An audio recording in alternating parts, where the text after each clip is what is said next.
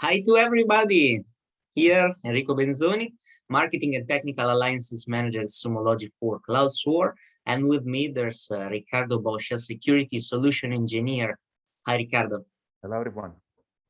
Today, we will present you Cloud SOAR. We will make you an overview of the security orchestration, automation, and response platform that allow you to build your own processes and respond faster to many types of alerts. That is the core. If you have any question, please use the box. I'm writing you now in the chat, so you can ask whatever you want, and we will respond to you. We will be very focused on the 30 minutes in order to present you a quick overview, and then we go in deep in 6 main features of the product.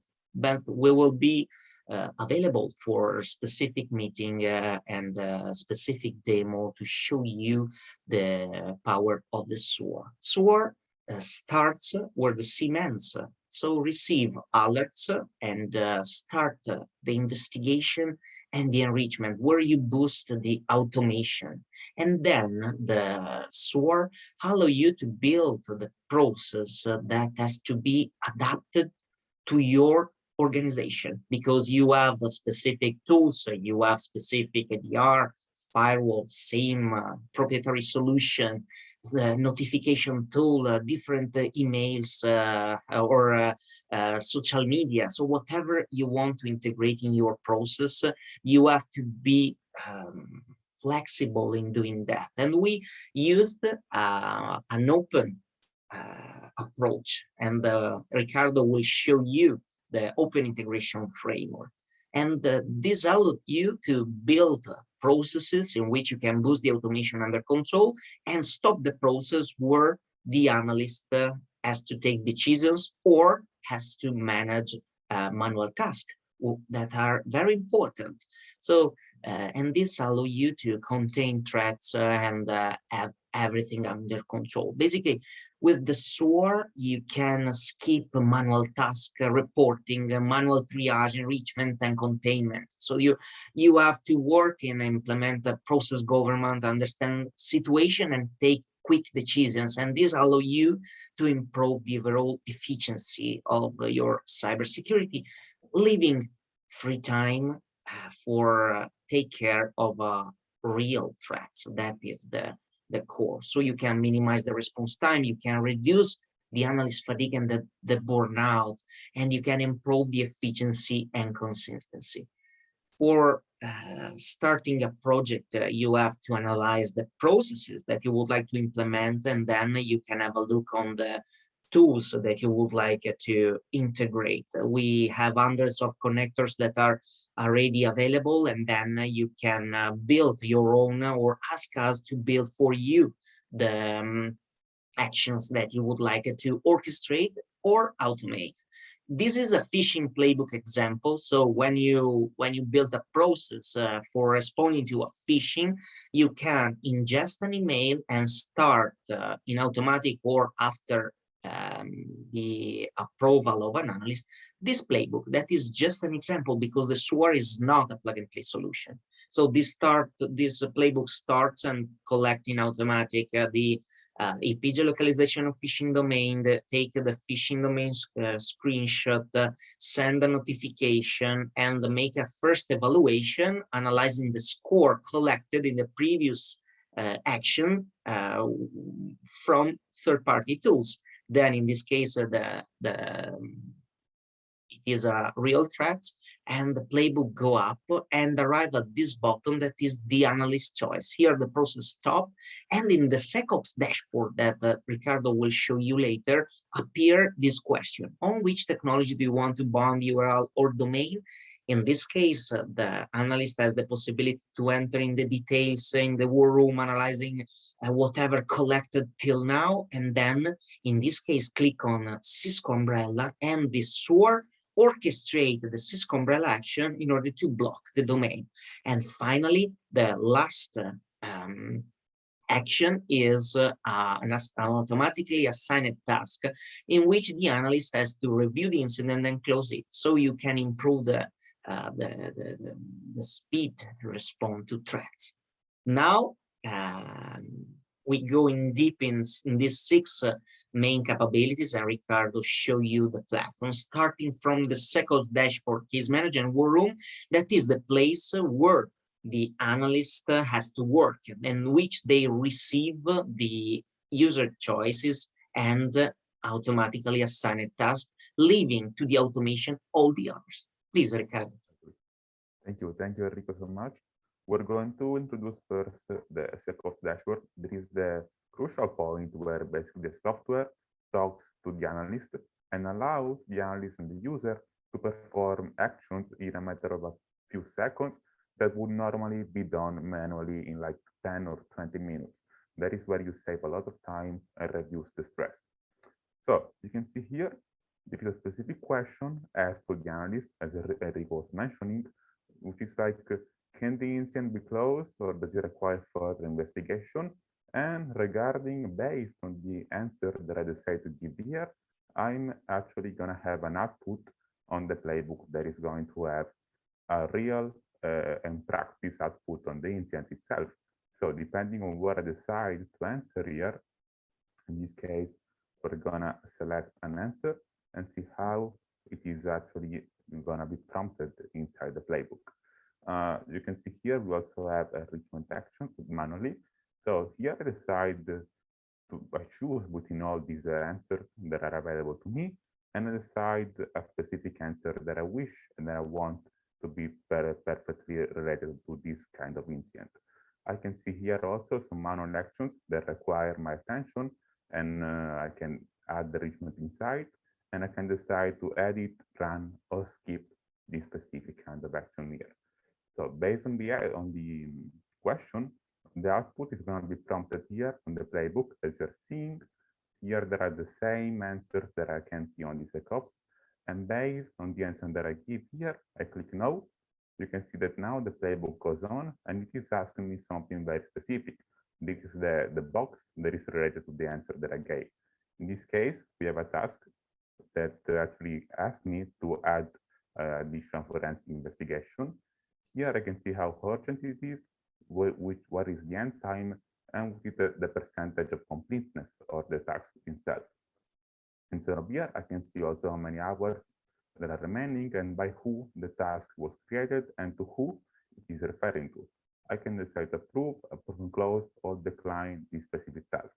If I go inside of it, I can go inside the incident and decide and see from here, from inside the incident, how I want to handle this specific task.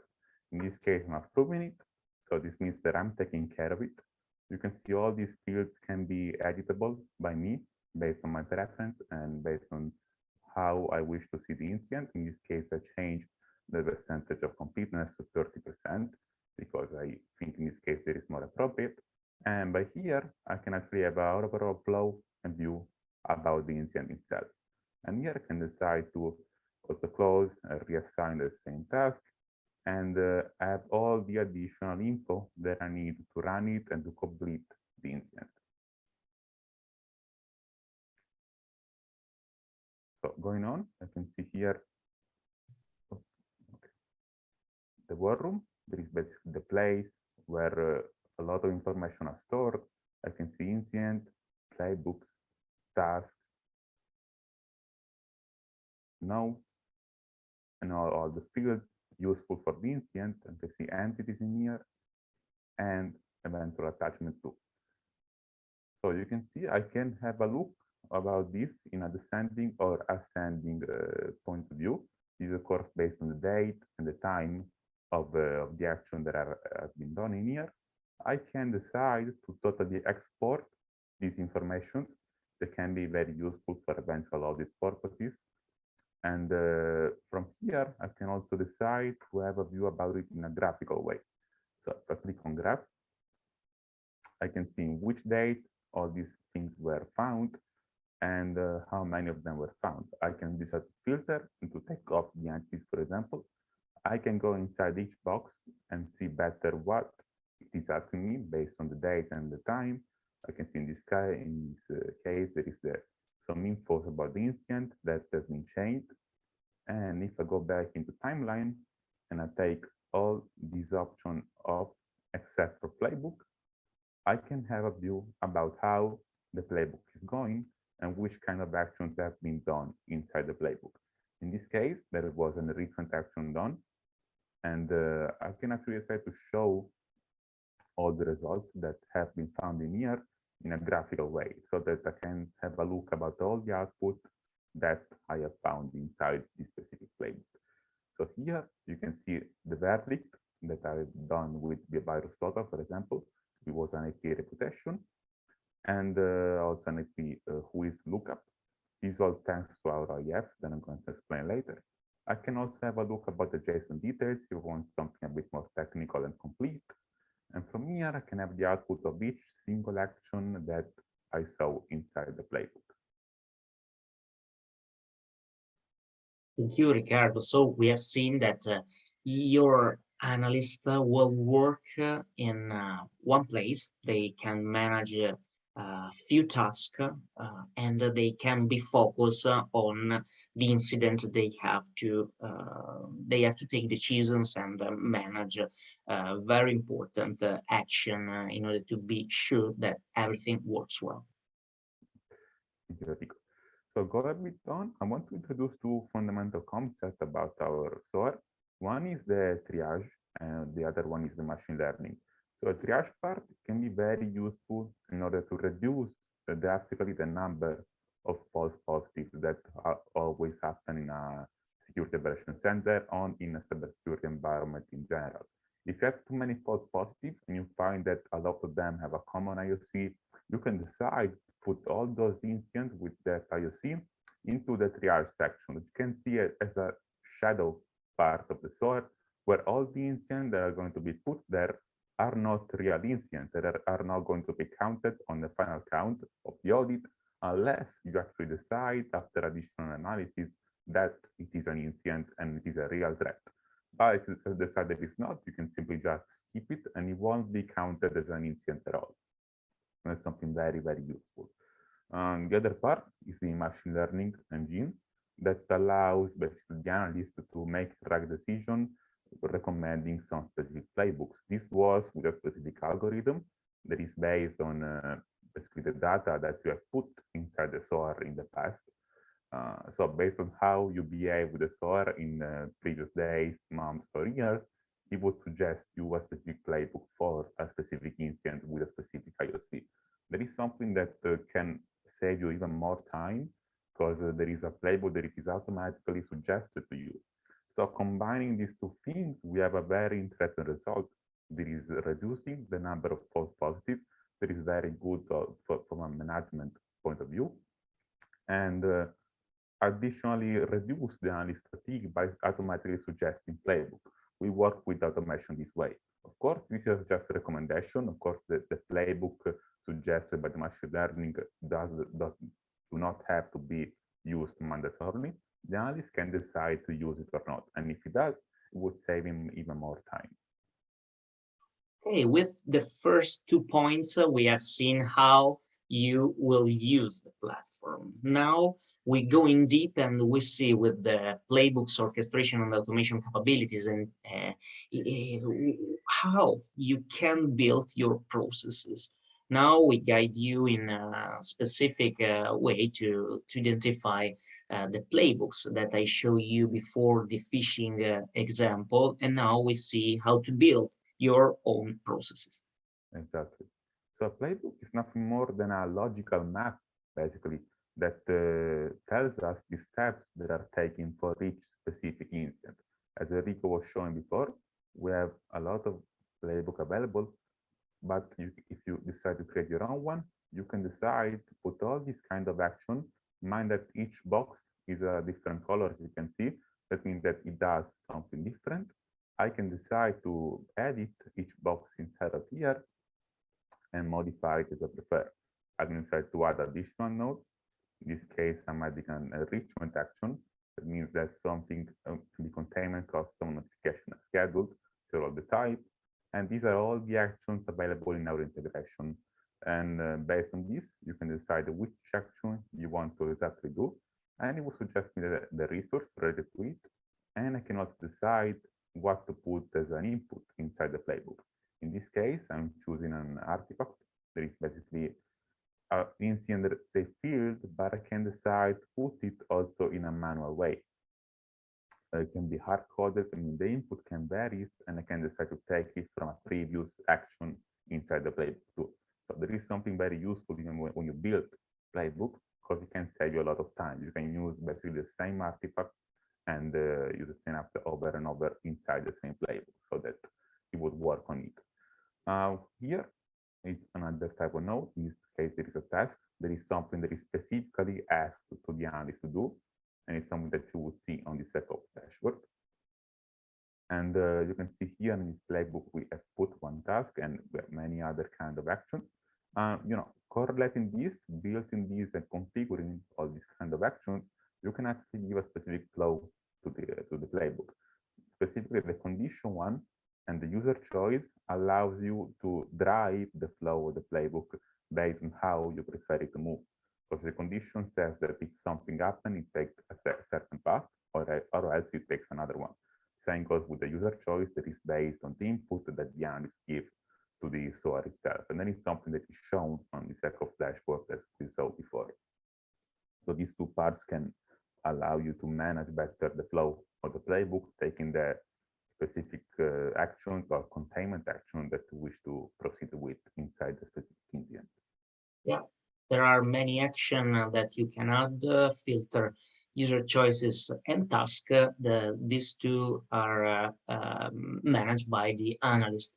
In addition, you can also add a child playbook. So you can add in a specific process another process that you build. So this is I think very useful for the escalation when you have specific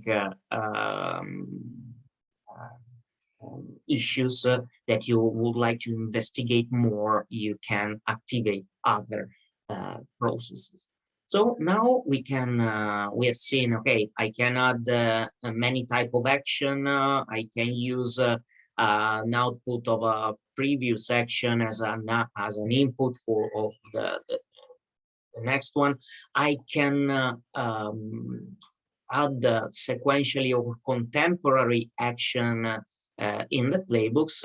And okay, if an action is missing, how can I implement a specific tool? If I have a proprietary solution, how can I do? So please, Riccardo, can you explain how to ask us to develop or how to build a new integration? Exactly. Just a quick introduction first. So the OIF is a very powerful feature that we have that allows you to integrate basically each kind of technology, both available publicly on the web or your own, as Enrico was mentioning, private one. You don't have to share the code with anyone. You just need some skilled Python coder, for example, and they can integrate your specific technology inside the SOAR. As you can see in this image, these are just a bit of the integration that we have available in this case. These are all the public. We work with basically very important vendors. You can see Oracle, Telegram, Okta, and all these you can see that are related to both OSINT services. So when you want to make an integration about the analysis of an IP or of an IOC, but also we go also to message platforms such as Telegram. We also have Slack now that allows you to integrate those inside the SOAR, making sure that the overall flow of the incident can go smooth. All this can be done with the OIF. That is a framework that again allows you to integrate the technologies inside the SOAR. Let's have a look about how this works specifically inside the software. So we're in the App Central right now. You can see we have use cases, integrations, and playbook. You can see we also have a playbook libraries in here. And if we go inside the integration part, I can decide to pick the one that I'm most interested in. And you can see here, in this case, they're using the Sumo CMCSC. We have all the actions here available that can be used inside and outside a playbook. If I wish to just install it, I can easily do it, and I'm going to find it inside the integration part. Here, in this case, are all the integration available on this instance. Let's just take the one that we start first, there is CSC. And inside of here, you see, if we open it, we have first the resource and then all the actions available. If I click on here, I can have the real code to command that this is a real ID, so fully editable in these languages, Python, PowerShell, Bash, and Perl, and YAML container. And you can actually edit the single action. And again, this is a real ID. Everything you modify in here is going to be modified inside the playbook, and the specific output is going to be prompted each time you use the action. So if you have a skilled Python coder, you can use him to modify each integration based on your preferences and how you wish to proceed inside your instance, basically. And keep in mind also that this is very useful, because you may think, are these like all the integration that you have? Of course not. The list is very, very, very long. We integrate with hosting services, EDRs, CM, private platforms. And the most important part is that you can integrate your own one. As you can see, you can write your code inside VR, basically, and you can trouble. This is very useful to troubleshoot too, because if something goes wrong, you can immediately go inside of VR, and sometimes the playbook actually tells you where is the exact line where the error came up. So you can just go in here and troubleshoot it very easily. We decided Python basically because it's very easy right now to find some skilled Python developer, and it is becoming more and more as a standard for the security industries in general. Exactly. So basically, if you if you need a specific action, you can ask us, and we have a specialized team that build the integration you need. Or if you have developers or partners that manage the integration for you, you can build your own integration without us. So we are here to test or suggest you how to implement. You have to be independent in doing that, because the SOAR is a very flexible tool. Okay, so thank you, Ricardo. So that we have seen the playbooks, the open integration framework, and now the latest 2 points are the KPIs dashboard and the incident reports. So that are the something that allow you to have a visibility on the status of every incident you manage, and it's very flexible because you can build overview based on the role, based on who you are, analyst, CISO, something that helps to talk with the board, and the incident reports that allow you to be to respect compliances and create reports in less than a minute, and then you can download in many different ways that allow you to use specific templates, custom templates, and where you have rules or regulation that ask you to build reports in a few hours. This really helps. Yeah, because the point is that we don't only look at the security industry from a technical point of view. We know that there is a lot of bureaucracy behind every single incident, and that's why we implemented this dashboard file. There is something that can be very useful for audit purposes, as Enrico was mentioning, for a CISO or for a security manager that wants to have an overall look about how this works and how things are going inside the SOAR. So you can see here, you can graphically see in a very easy way how many incidents in the last year, 30, 65 days, are awaiting, are closed, are detected, under review, in progress. And all these fields that can be crucial to understand how the platform is going and how it is handling incident. Behind, under, you can see the incident overview from a tabular point of view, so you can decide to filter it by incident status, kind, incident time, opening time, and end time. This is purely customizable. Keep in mind, you can customize each part of this. And if we go on, we can see it from another point of view. You can see we have here the incident over time in a very graphical and intuitive way. When there is a spike, for example, you can deduct that was a peak of incident during the specific period of time, and you can investigate further to see how come there was so many incidents. We also can represent the incident in a pie chart. As you can see, there is something graphical or practical to see it. And you can decide to see here the task, the current year. And again, each part of this is fully customizable. You can decide to put it as you prefer. Additionally, also have a very sophisticated reportistic part. Because you can decide to export each incident field in the way that you prefer. You can see here we have put the category into these square brackets. These are basically, we can call them tags. Basically, each one of these represents something very specific for the singular incident. You can decide to export and make a report with the tags that you wish to have in your report. So this can be based on company policies and the things that you wish to specifically see when you are extracting an incident. So combining these two things, you can have not only a very nice additional help for the single analyst in their daily work, but only for the higher levels. You can have and facilitate their job when it comes to audit purposes and trade-offs, and seeing how the software has gone in a specific period of time, and the reportistic part too, because it allows you to export incident, but not only the single one. You can also decide to export them from a macro point of view of the overall basically software, and export everything that it has done in a specific period of time. So I mean, that was the overview. I hope it was clear. Thank you so much, Enrico. Thank you to you. So that please, if you want to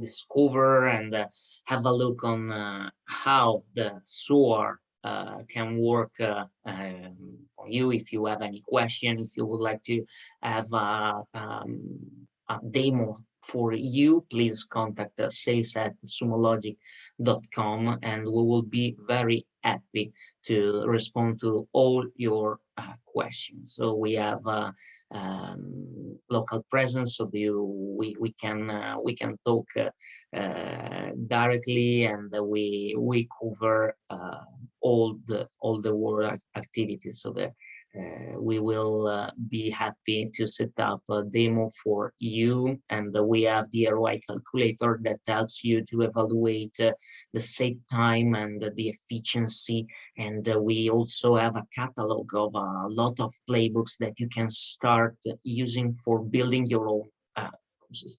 As I mentioned, the SOAR is not a plug-and-play solution, but the power of the SOAR is the ability to allow you to use the automation under control. Cloud SOAR is very easy to implement in few weeks. You can start using the SOAR, and this allows you to select the different types of alert you would like to start with, and as a consequence of the playbook that you built, and you create the rules to ingest only those alerts. So we are here to guide you in the use of automation with our team. Thank you very much, and I already responded to many of your questions during the webinar, and but if you have others, please contact us at sales@sumologic.com. Have a nice day. Have a nice day.